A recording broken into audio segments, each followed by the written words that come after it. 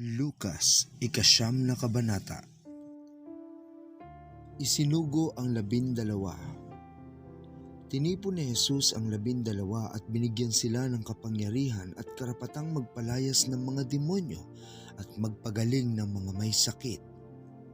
Isinugo sila ni Jesus upang mangaral tungkol sa kaharian ng Diyos at upang magpagaling ng mga may sakit. Sila'y pinagbilinan niya. Huwag kayong magbabaon ng anuman sa inyong paglalakbay, kahit tungkod, balutan, tinapay, salapi o bihisan man. Makituloy kayo sa sinumang tumanggap sa inyo at manatili kayo sa bahay nito hanggang sa pag-alis ninyo sa bayang iyon. Kung hindi naman kayo tanggapin ng mga tao sa isang bayan, umalis kayo roon at ipagpag ninyo ang alikabok sa inyong mga paa bilang babala laban sa kanila. Kaya't humayo ang mga alagad at pumunta sa mga nayon. Ipinangaral nila ang magandang balita at pinagaling ang mga may sakit sa lahat ng dako. Ang pagkabalisa ni Herodes. Nabalitaan ni Herodes na pinuno ng Galilea ang lahat ng mga nangyayari. Nabagabag siya sapagkat may nagsasabing muling nabuhay si Juan na tagapagbautismo. Sinabi naman ng iba, nagpakita si Elias. May nagsasabi pang, ang isa sa mga propeta noong unang panahon ay muling nabuhay. Ngunit sinabi ni Herodes, pinapugutan ko na si Juan. Sino kaya ang lalaking ito? Marami na akong nababalitaan tungkol sa kanya. Kaya sinikap niyang makita si Jesus. Ang pagpapakain sa 5,000. Pagbalik ng mga apostol, isinalaysay nila kay Jesus ang lahat ng kanilang ginawa. Pagkatapos, umalis si Jesus kasama ang mga alagad papunta sa bayan ng Bethsaida. Sinundan siya ng mga tao nang malaman ito. At malugod naman silang tinanggap ni Jesus. Nagsalita siya sa mga tao tungkol sa kaharian ng Diyos at pinagaling niya ang mga may karamdaman. Nang malapit ng lumubog ang araw, nilapitan siya ng 12 at sinabi nila, palisin na po ninyo ang mga tao upang makahanap sila ng makakain at matutuluyan sa mga nayon sa paligid. Nasa liblib na lugar po tayo. Ngunit sinabi niya, kayo ang magbigay sa kanila ng makakain. Sumagot naman ang mga alagad, wala po tayong pagkain kundi 5 tinapay at 2 isda. Bibili po ba kami ng pagkain para sa lahat ng taong ito? Halos 5,000 ang mga lalaking naroon. Sinabi niya sa kanyang mga alagad, paupuin ninyo ang mga tao ng 5-5. Pinaupo nga nila ang lahat. Kinuha ni Jesus ang 5 tinapay at 2 isda. Tumingin sa langit at nagpasalamat sa Diyos. Pinaghati-hati niya ang mga tinapay at isda at ibinigay sa kanyang mga alagad upang ipamahagi sa mga tao. Silang lahat ay nakakain at nabusog. Nang ipunin ng mga alagad ang lumabis na pagkain, nakapuno pa sila ng 12 kain. Ang pahayag ni Pedro tungkol kay Jesus. Isang araw, habang si Jesus ay nananalangin mag-isa, lumapit sa kanya ang mga alagad. Tinanong sila ni Jesus, ano ang sinasabi ng mga tao tungkol sa akin? Sino raw ako? Sumagot sila, ang sabi po ng ilan, kayo si Juan na tagapagbautismo. Sabi naman po ng iba, kayo si Elias. May nagsasabi namang muling nabuhay ang isa sa mga propeta noong unang panahon. Kayo naman, ano ang sabi ninyo? Tanong niya sa kanila. Kayo po ang Kristo ng Diyos, sagot ni Pedro. Mahigpit na itinagubili ni Jesus sa kanyang mga alagad na huwag nilang sasabihin ito kanino man. Ipinahayag ni Jesus ang tungkol sa kanyang kamatayan. Sinabi pa niya sa kanila, ang anak ng tao'y dapat magdanas ng matinding hirap.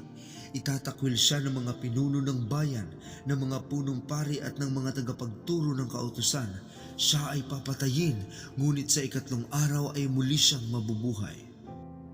At sinabi niya sa kanilang lahat, ang sino mang nagnanais sumunod sa akin ay kinakailangang itakwil ang kanyang sarili, pasanin araw-araw ang kanyang krus at sumunod sa akin. Ang naghahangad na maligtas ng kanyang buhay ay mawawala nito, ngunit ang mawala ng kanyang buhay alang-alang sa akin ay magkakamit nito. Ano nga ang mapapala ng tao, makamtan man niya ang buong daigdig, kung mapapahamak naman at mawawala ang kanyang buhay? Kapag ako at ang aking mga salita ay ikakahiya ni numan, ikakahiya rin siya ng anak ng tao. Pagparito niya na taglay ang kanyang karangalan at ang karangalan ng Ama at ng mga banal na anghel. Sinasabi ko sa inyo ang totoo, may ilan sa inyo ritong hindi mamamatay hanggat hindi nila nakikita ang kaharian ng Diyos. Ang pagbabagong anyo ni Jesus. Makalipas ang halos 8 araw, pagkatapos sabihin ni Jesus ang mga tao, umakyat siya sa bundok upang manalangin.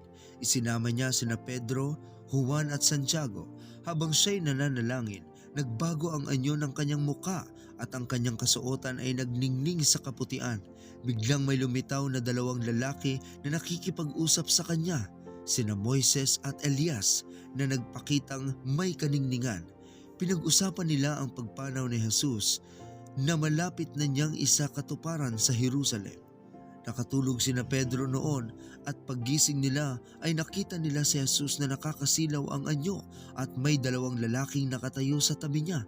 Nang papaalis na ang mga lalaki, sinabi ni Pedro, "Panginoon, mabuti po at nandito kami. Magtatayo po kami ng 3 tolda, isa para sa inyo, isa kay Moises at isa kay Elias." Ngunit hindi niya nalalaman ang kanyang sinasabi. Nagsasalita pa siya nang liliman sila ng ulap at natakot sila nang matakpan sila nito. May isang tinig na nagsalita mula sa ulap, "Ito ang aking anak, ang aking hinirang. Pakinggan ninyo siya." Nang mawala ang tinig, nakita nilang nag-iisa na si Jesus. Hindi muna ipinamalita ng mga alagad ang kanilang nakita. Pinagaling ang sinasaniban ng masamang espiritu. Kinabukasan, bumaba sila mula sa bundok at si Jesus ay sinalubong ng napakaraming tao. Mula sa karamihan ay may isang lalaking sumigaw, "Guro, nakikiusap ako sa inyo. Tingnan po ninyo ang kaisa-isa kong anak na lalaki. Sinasaniban siya ng isang espiritu at bigla na lamang siyang nagsisisigaw at nangingisay hanggang sa bumula ang bibig. Lubha po siyang pinapahirapan at halos ayaw ng tigilan nito. Nakikiusap po ako sa inyong mga alagad na palayasin nila ito, ngunit hindi nila magawa." Sumagot si Jesus, "Lahing napakasama at walang pananampalataya. Hanggang kailan pa ako dapat manatiling kasama ninyo? Hanggang kailan ko kayo pagtitiisan?" At sinabi niya sa lalaki, "Dalhin ninyo rito ang iyong anak." Nang papalapit na ang bata, pinangisay na naman ito ng demonyo at bumagsak sa lupa. Ngunit sinaway ni Jesus ang masamang espiritu at pinagaling ang bata. Pagkatapos ay ibinigay sa ama nito at namangha ang mga tao sa nakita nilang kapangyarihan ng Diyos. Muling binanggit ni Jesus ang kanyang kamatayan. Hangang-hanga ang lahat ng mga tao sa ginawa ni Jesus, ngunit sinabi niya sa kanyang mga alagad, "Pakinggan ninyo at tandaan itong sasabihin ko. Ang anak ng tao ay ipagkakanulo sa kamay ng mga tao, ngunit hindi nila ito nauunawaan sapagkat inilihim sa kanila ang kahulugan nito." Natakot naman silang magtanong sa kanya kung ano ang ibig niyang sabihin. Ang pinakadakila. At nagtalo-talo ang mga alagad kung sino sa kanila ang pinakadakila. Alam ni Jesus ang kanilang iniisip kaya tinawag niya ang isang maliit na bata at pinatayo sa tabi niya. Pagkatapos ay sinabi niya sa kanila, "Ang sino mang tumatanggap sa batang ito alang-alang sa akin ay tumatanggap sa akin, at ang sino mang tumatanggap sa akin ay tumatanggap sa nagsugo sa akin. Ang pinakaaba sa inyong lahat ay siyang pinakadakila." Kakampi natin ang hindi laban sa atin. Sinabi ni Juan, "Panginoon, nakakita po kami ng isang taong nagpapalayas ng mga demonyo sa inyong pangalan. Pinagbawalan po namin siya sapagkat hindi natin siya kasamahan." Ngunit sinabi ni Jesus, "Huwag ninyo siyang pagbawalan sapagkat ang hindi laban sa inyo ay kakampi ninyo." Hindi tinanggap si Jesus sa isang nayon sa Samaria. Nang nalalapit na ang panahong iaakyat si Jesus sa langit, buo na ang kanyang kapasyahang pumunta sa Jerusalem. Sinugo niya ang ilan upang mauna sa kanya.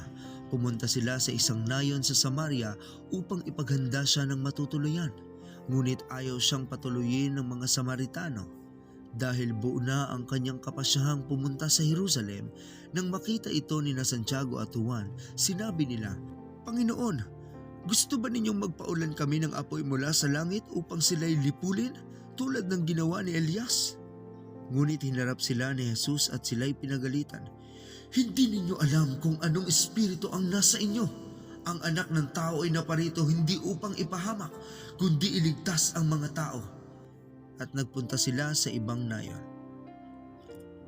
Pagsunod kay Jesus. Samantalang sila'y naglalakad, may isang lalaking lumapit at nagsabi kay Jesus, "Susunod po ako sa inyo kahit saan kayo pumunta." Sumagot si Jesus, "May lungga ang asong gubat at may pugad ang mga ibon, ngunit ang anak ng tao ay wala man lamang mapagpahingahan." At sinabi naman niya sa isa, "Sumunod ka sa akin." Ngunit sumagot ito, "Panginoon, hayaan lang po muna ninyong maipalibing ko ang aking ama." Sinabi ni Jesus sa kanya, "Hayaan mo na ang patay ang maglibing sa kanilang mga patay. Ngunit humayo ka at ipahayag mo ang kaharian ng Diyos." May isa namang nagsabi sa kanya, "Susunod po ako sa inyo, Panginoon. Ngunit hayaan ninyong magpaalam muna ako sa aking pamilya." At ganito naman ang tugon ni Jesus, "Sino mang nagsimulang mag-araro ngunit panay ang lingon ay hindi karapat-dapat sa kaharian ng Diyos."